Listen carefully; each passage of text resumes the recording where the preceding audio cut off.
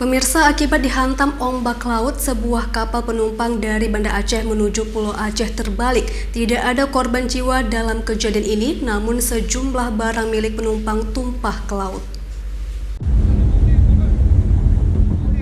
Beginilah video amatir warga saat merekam detik-detik karamnya kapal pengangkut penumpang dan barang dari dermaga Sandar Lampulo, Banda Aceh menuju Pulau Aceh, Kabupaten Aceh Besar.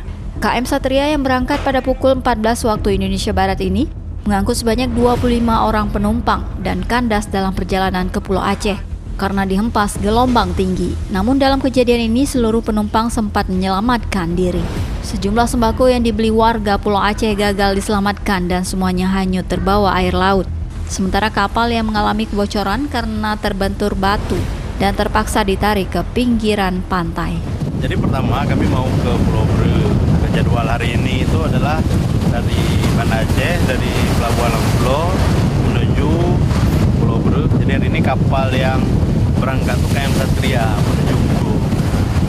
Jadi udah pas berangkat biasa, pas mau keluar dari apa namanya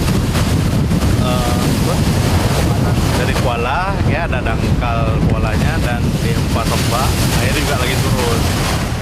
Penumpang yang gagal berangkat nantinya akan diberangkatkan pada esok hari. Sementara untuk kondisi cuaca di Banda Aceh, saat ini sedang hujan dan ketinggian ombak mencapai 3 meter.